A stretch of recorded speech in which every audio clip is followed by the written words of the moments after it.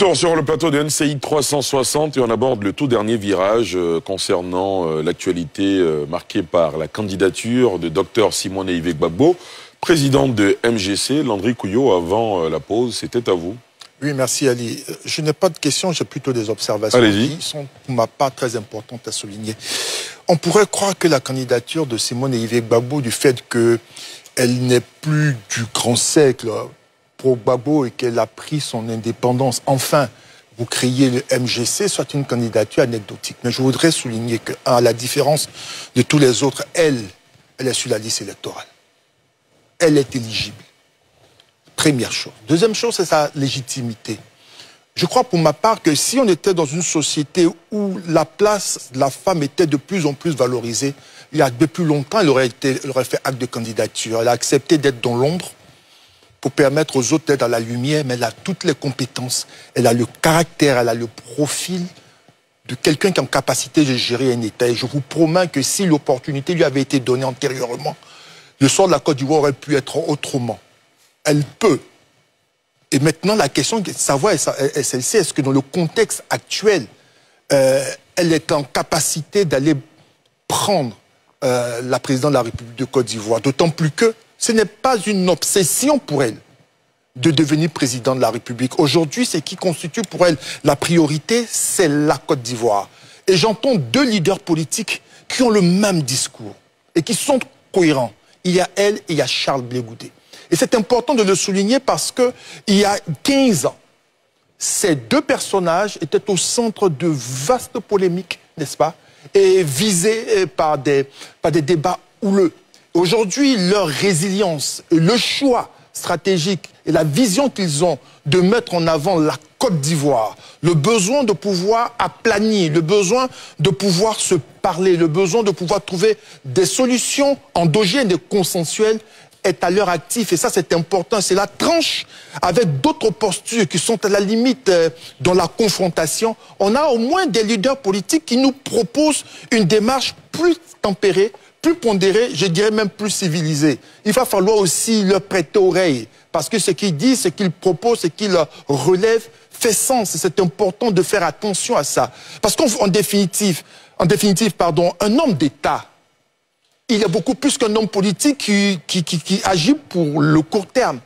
C'est de penser à demain et de voir qu'il y a beaucoup plus grand. Il y a quelque chose qui nous transcende, et ce qui nous transcende, c'est la Côte d'Ivoire. Et pour ma part, l'on veut éviter 2010, mais on peut bien éviter 2010 avec la candidature de Simone Eyive Gbagbo. Très bien. Peut-on sérieusement imaginer Madame Simone avec Gbagbo à la tête de la Côte d'Ivoire?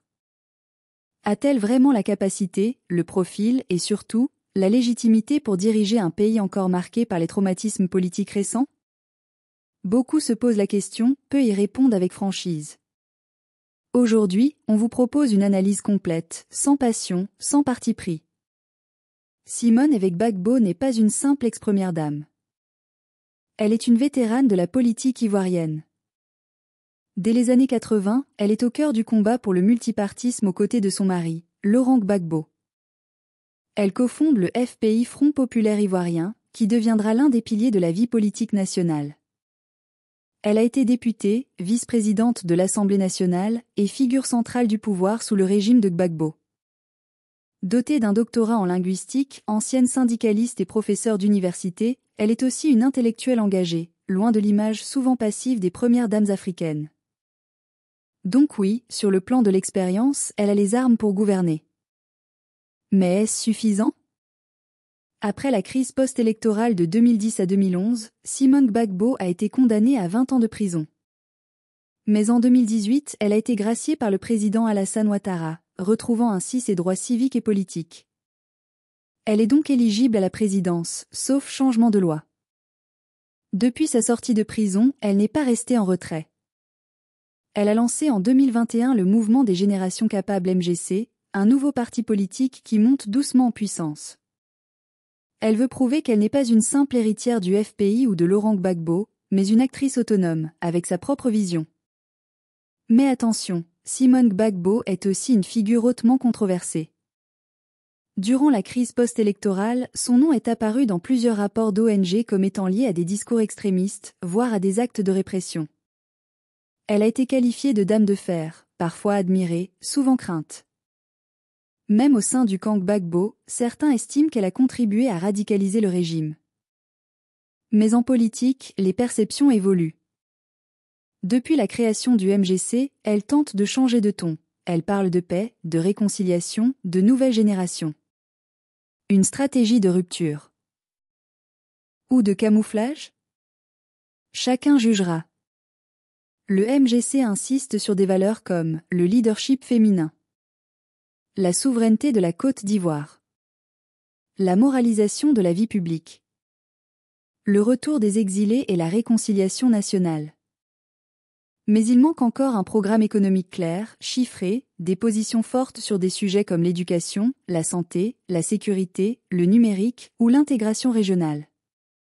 Pour espérer gouverner, Simone Gbagbo devra sortir du discours symbolique et construire un projet concret, viable, moderne et capable de séduire un électorat plus jeune.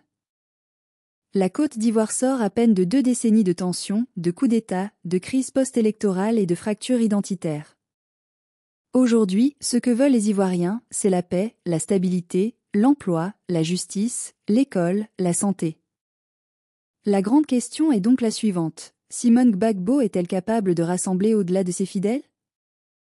Car pour gouverner un pays aussi fragmenté, il ne suffit pas de mobiliser les anciens militants du FPI ou les partisans de la résistance.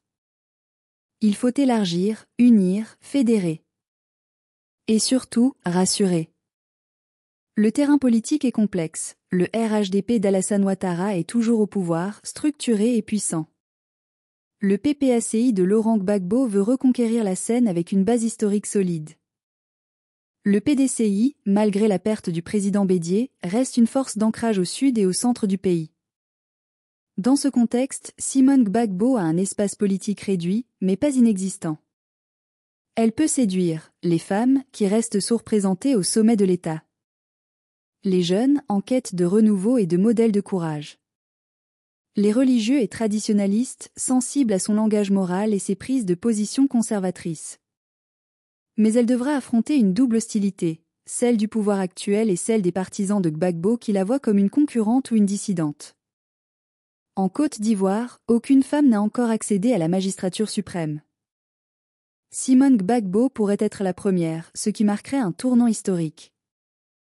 Mais pour cela, elle devra réussir plusieurs défis cruciaux. Construire une coalition crédible autour d'elle. Gagner la confiance d'une partie de l'élite économique et intellectuelle. Adoucir son image sans renier son passé. Et surtout, ne pas apparaître comme la revancharde de l'ancien régime. Conclusion. Une capacité, oui. Une évidence, non. Simone avec Gbagbo a les compétences, l'expérience, l'éligibilité et une base militante fidèle. Mais cela ne garantit pas qu'elle pourra gouverner sereinement la Côte d'Ivoire. Son avenir politique dépendra de sa capacité à se réinventer, à convaincre au-delà de son cercle historique et à présenter un projet clair, moderne et inclusif. Alors, peut-elle gouverner? Oui, en théorie. Mais en pratique, le chemin est encore semé d'obstacles. Et l'histoire, elle, est loin d'avoir dit son dernier mot. Si tu as aimé cette analyse, abonne-toi, active la cloche et n'oublie pas de liker pour que l'algorithme nous donne un coup de pouce. Dis-nous en commentaire, Simone Gbagbo présidente? Pour ou contre?